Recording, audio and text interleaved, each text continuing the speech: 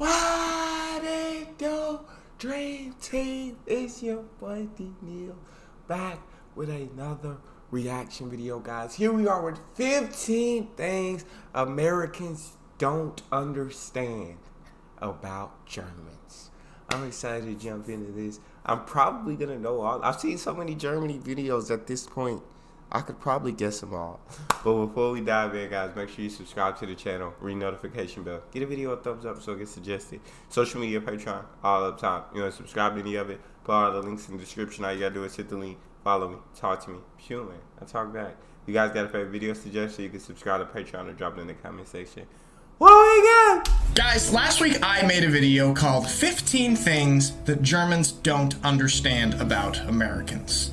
Well, I've lived in Germany for a long time. I'm sort of an expert on this subject, I believe, and I would like to now make the opposite of that video, which is 15 things that Americans don't understand about Germans. Now, please keep in mind, I am not saying specifically that I don't understand these things, okay? There's going to be some stuff on this list that I don't understand, and I will make that very clear, but there will be some stuff on this list that, you know, maybe the typical American doesn't understand, or I didn't understand when I first came to Germany, and since living here, I sort of understand it more. So keep that in mind. These are not necessarily 15 things that Nauf doesn't understand about Germany. It's 15 things that Americans, for the most part, don't understand about Germany. I got you. Without further ado, let's get into the list. Let's start off with one that I actually don't understand, and that is Germans unnecessarily changing movie and TV titles when they're translated into German. Really? This is a kind of a funky one. Now, Feely from Germany has made a great video about this with really good examples of it, but basically, oftentimes there will be a movie made in the American market that has an English title, right? And then they translate it to the German market, and oftentimes they'll dub the movie. And you'd think they'd change the title to something in German, which that makes sense when they do that. For sure. But what is confusing is when they change the English title to another English title. That's just weirder. For example, the movie Taken. In English, it's called Taken because the girl gets taken. But in German, the movie is called 96 Hours. Wow. Sometimes there are translations that make sense because... Why is that? If you translate it into German and like change, I guess it'd be more understandable. Why would you change the title into another English title? Y'all gotta explain that one too. Y'all have to explain that one. 96 Hours. Why? Wow. Sometimes there are translations that make sense because certain words would have double meanings and they don't make sense in the other culture. But there are some examples like that just don't make any sense, and it feels that they are unnecessarily changing titles in a comically goofy, silly way. And I don't understand that. That's one that I don't understand still. 9-year-old child only has the potential to be a ditch digger? What? This one absolutely shocked me when I first came here, and I actually made a video about this that was one of my first videos to get a lot of views, and that is the 3-path or 3-track school system, where students are separated at like age 11 or 12 into 3 different paths or tracks. Based on their ability. So you've got the highest track, gymnasium, and these are sort of students who are on pace to go to university. You've got the Realschule, which is sort of the middle track, and then you've got the Hauptschule, which is the lower track. Now this is something that is quite startling for Americans to hear, that you separate kids at such a young age and basically determine their path in life from that young age. So I was pretty shocked about that at first, but then you learn more about it. There is ability to move in between the tracks. So you're not locked into it permanently. That was gonna be my next question. If you start doing really good at one, can you move up to? Okay, it makes sense then. As long as you're not locked into that, I just feel like as long as you have the ability to get better at whatever you need help, because it's smart. Because now you're separating like those kids who understand more at that moment, and so know what I'm saying. You're not having to. It makes sense because when you all have all these groups of children in a classroom, it's like these kids that understand it are like ready to move on. They're ready to learn more. But then you got the kids who are less understanding and don't really get it, and you can't really move on because you have to make sure these kids that don't get it, you have to make sure they have an understanding of it too.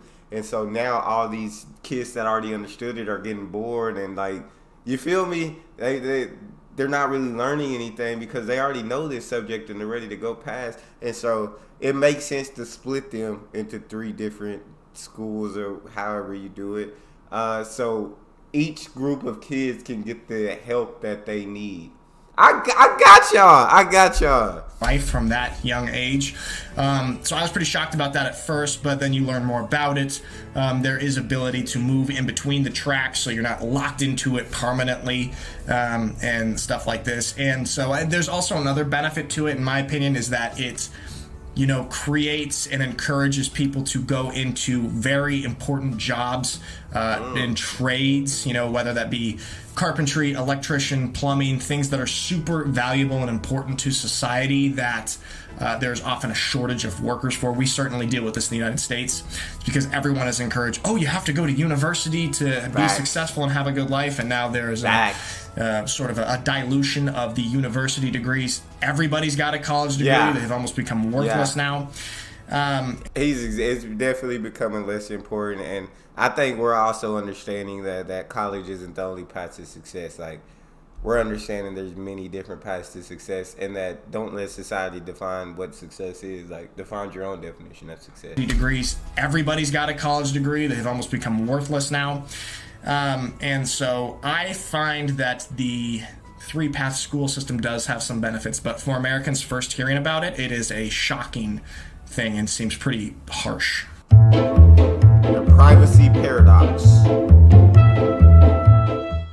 Now this one, the privacy paradox. This one I still struggle to understand a little bit. So it sort of has 2 components. Nudity. Germans are totally comfortable being nude, not necessarily in public, but yeah, kind of in public, whether it's at nude beaches or specifically in the sauna. No problem with just full-fledged nudity, something that in America is a much more private thing.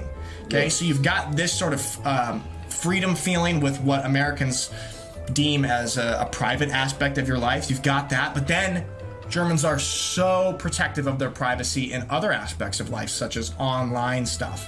For example, you know, Google Maps doesn't have Street View here for the most part because people are so concerned about their privacy. So this is what I'm calling the German privacy paradox.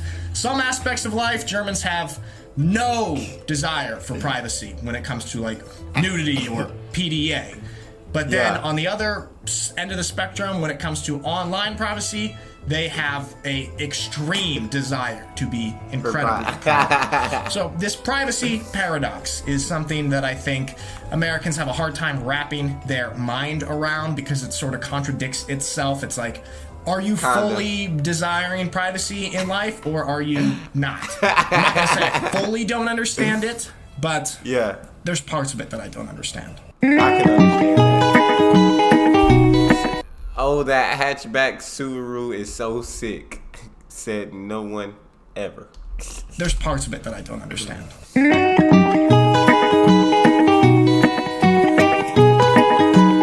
This one is interesting to me.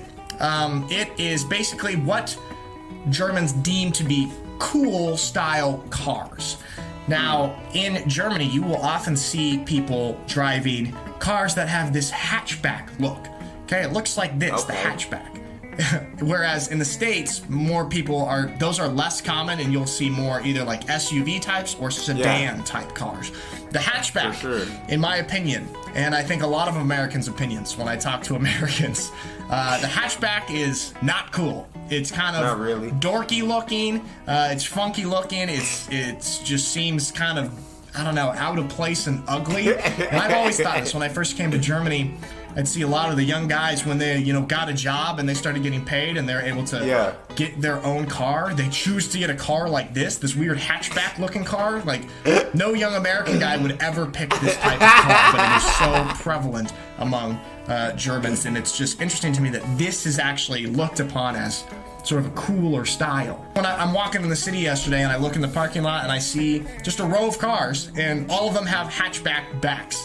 And I still, I've gotten more used to them, but I still think they're kind of dorky and not cool looking.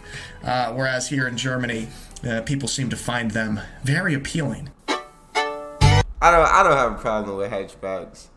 Me personally, I don't have anything against the hatchback. Yeah, like you said, most Americans, they're not probably gonna not hatchback wouldn't be their first choice. It definitely wouldn't be their first. And if they had an option, yeah, they're not choosing that. But me, I don't have a problem with them. But here we go with we're closed. I'm guessing this has to do with the closing the stores and stuff. As here in Germany, people seem to find them very appealing.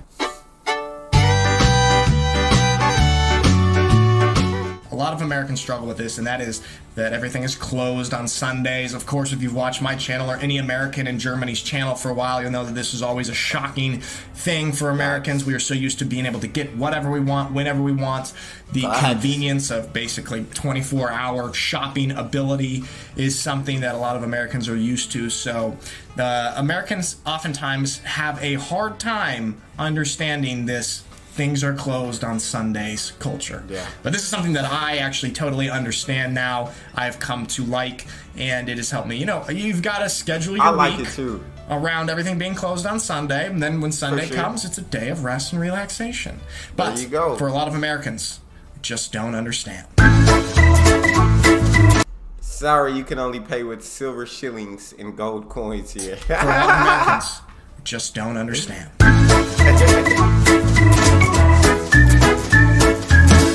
Fear of debit and credit cards, electronic payments. Germany, for a country so technologically advanced, is quite afraid of paying electronically. And cash payments are very prevalent here. I believe a lot more common here than in most other countries in Europe and certainly in the United States. This one, you know, I sort of understand it, but I also sort of don't.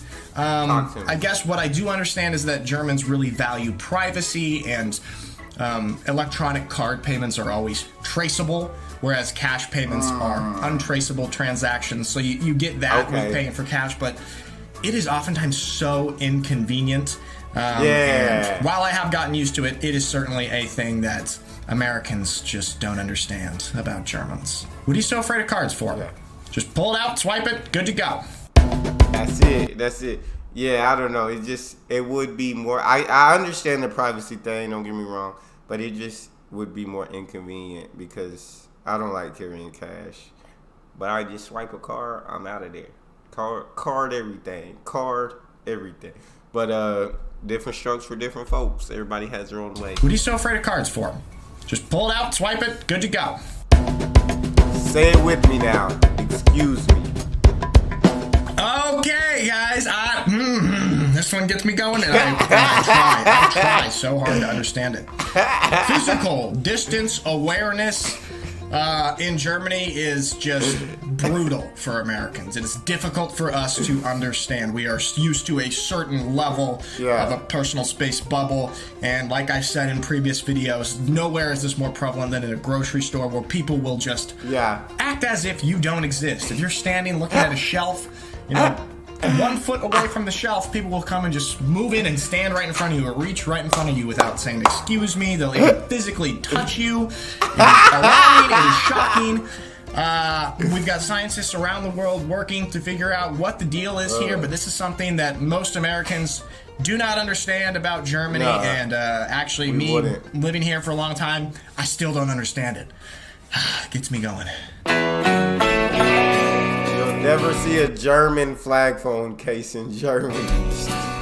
Feeling uncomfortable with the German flag and flying the flag. Now, Americans love to fly the American flag. You see it everywhere. A lot of people have them in front of their houses. It is made into merchandise like t-shirts and phone cases and stuff, and this is totally common.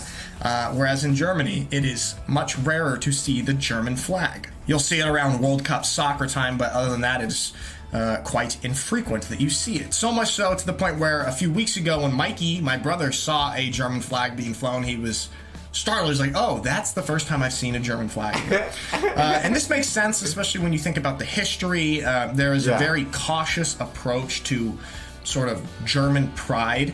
And I would say that Germans are not sort of flag waving, chest thumping, proud of their country. Their pride is displayed in different ways, and this is something that I've learned, that Germans are proud to not be proud, essentially, is the saying that I hear a lot of times about Germans.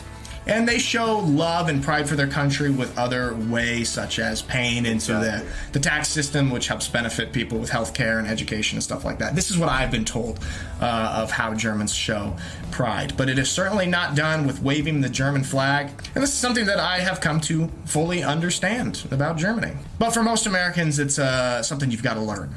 Yeah. And that he actually made a really dope video on that. About how Germans show their pride, and I absolutely loved it. But keep it rolling. I'm loving this one. About Germany. But for most Americans, it's something you've got to learn. Beer is cheaper than water. Water is not free, guys. In the States, anytime you go to a restaurant, you can always ask for a water cup, and they'll give you free water, and you can basically get free water anywhere. Whereas in Germany, if you go to a restaurant, you buy a glass of water, it's going to be $3.50. It's going to be oftentimes more expensive than getting a beer, which is quite frustrating if you're trying to, be healthy and just drink water. It's more expensive. I don't know if I understand this. I guess you can get tap water if you ask specifically, hey, please give me tap water. But if you ask for a water in general, they're going to give you something that you have to pay for. And Americans need to be told this. I had to tell my brother this a couple times when we were at restaurants. And he ordered a water, and I had to say, hey, you have to pay for that. And he was like, oh, no, I don't want that then. And so he ordered something else and didn't order a drink. This is something that Americans need to learn and at first do not understand about Germany. No free water. I needs my free water. No, but I don't know. It's just convenient to have free water. Especially for me, somebody like me who is like, I want to choose a healthier option. You know what I'm saying? But if I have to pay, then water's not going to be what I'm paying for. I will pay for like a soda or something. If I have to use money, just give me a soda. But I'd rather water. But if I'm going to have to pay, I'll take a soda. Learn and at first do not understand about Germany. Clean bathroom ain't free. You have to pay to use the bathroom. Public bathrooms are, for the most part, not free, and you have to pay anywhere from 50 cents to €1 to use them. In America, all public bathrooms are free. I've never seen a bathroom that you have to pay for in the States. I think there would be an outrage if you saw this. And when Americans come to Germany, they are shocked at this fact. But the plus side is, this money is used to pay someone to clean the bathroom. So more often than not, these public bathrooms that you are using are much cleaner and more hygienic and less of a disgusting mess when you walk into them. And whether that's worth 50 cents or €1 to you, you must decide that. For the most part for me, I think 50 cents to 75 cents for a clean bathroom that I'm not disgusted by, it's worth it, probably. But it depends if I gotta go number 1 or gotta go number 2. I gotta go number 2, then it's worth it. I just gotta pee, then no, it's not worth it. Clean bathroom that I'm not disgusted by, it's worth it, probably. But certainly something that, when they first come here, Americans do not understand about Germans. Who needs legs when you got wheels? Americans hate to walk. Germans love to walk. Since I've come to Germany, walking has become one of my favorite activities. I go on walks. I love that. Certainly every day, sometimes 2 or 3 times a day. It is so refreshing. It just clears the mind. It helps me get creative ideas to make videos and all of my creative work. It's good casual exercise. You get to enjoy the nature and scenery around you. I'm a freaking huge fan of walking, but Americans, it's not a walking culture. We're car culture. So when Americans come over here, they're always surprised at, Germans going on walks for leisure or recreation, but also being willing to walk distances to get to destinations. That's something that Americans have a much smaller threshold of. What is an acceptable distance to walk to get to a destination? I see this a lot with my brother. Now that I've been in Germany for a while, I am much more willing to walk to places, whereas my brother is shocked at some of these walking proposals that I make. let's drive, man. Good thing you have health insurance because you're going to injure your neck driving. Guys, you've heard me complain. Oh, where the stoplights? About this for years, and you know, I've tried to understand it and tried to see it from a different perspective, and I am not budging. It is so stupid and inconvenient that the traffic lights are put on the near side of the intersection. I hate it. I run into issues with it very often. I find it to be dumb and inconvenient, and I don't think anything is going to change my mind at this point. I've seen all the arguments. You are unable to take in your surroundings. You're up here cranking your neck, either looking straight up or looking off to the side. You're not able to take in the whole surrounding of the intersection. I am standing my ground on this traffic light situation. I don't understand it, and I know my fellow Americans do not understand this issue. Yeah, that's something that, I don't think I could understand. Why is it though? I'm not sure why it's like that. So in the comment section, tell me why the traffic lights are like on the near side instead of out in front. You know what I'm saying? No, my fellow Americans do not understand and see the this issue. This is a big one, guys. Every American comments on this when they come to Germany. It's the staring. Germany is a country that loves to stare. Every American that I've talked to that has come to Germany has experienced this in one way or another. I have been in some incredibly uncomfortable situations with people staring, specifically in my first couple years before I got more used to it and I kind of understood it a little bit more. I'm not saying I totally understand it. I still am pretty confused by it oftentimes, but I will say I believe in American culture, staring at somebody is always a hostile act, especially if you continually stare and you don't look away. Yeah. Hey, what's up? You want to do something about exactly. this? That's how Americans interpret staring. Whereas in Germany, oftentimes staring is more of a curious stare. It's not a threatening stare. Yeah. And so that's sort of how I've had to look at it in my mind. And it's become less of an issue for me. Still an issue, still happens. Less for me, but something that Americans, especially when they first come to Germany, do not understand. Yeah, I don't want to be stared at. I wouldn't like to be stared. Be like, why are you staring at me? Americans, especially when they first come to Germany, do not understand. That would be awkward situation for me. Don't F with me. Explicit language in everyday life. Now, we're mostly talking about explicit English language. When I see this on, say, for example, a dad will be wearing a shirt, walking around the park with his family, and the shirt says, something like, "Don't f*** with me." Or something along these lines, where just the F word is used in the design of the shirt, and it's no big deal. That's also funny. Say, for example, at Unicorns Youth Games, we'll be there and somebody will be DJing, kind of creating the vibe of in between plays and having music played and stuff, just so it's a good environment.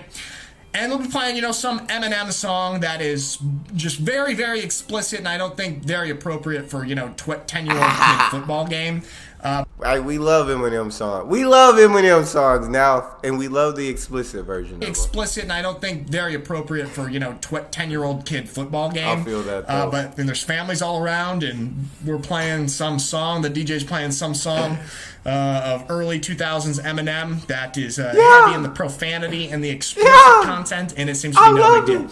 This makes sense. English is a second language here, so the curse words and explicit language don't have as much of an impact on you if it is not your native language. I see this often with shirts and clothing where, f*** or shit or something is imprinted on the shirt as part of the design, and it's just kind of weird to me. Oh yeah, the cigarettes.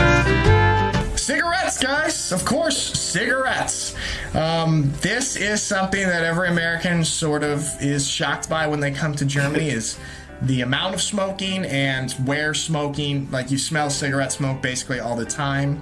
I remember I was actually at dinner with my mom in Berchtesgaden, and we were sitting outside, and somebody was smoking next to us. And I had been in Germany for a few years at this point, and I had gotten so used to the cigarette smell and cigarette smoke just being around all the time that it didn't really even faze me. But my mom was like, oh my gosh, I can't, they're like smoking right here and like blowing it basically in our face. And I was like, oh yeah, that is kind of wild.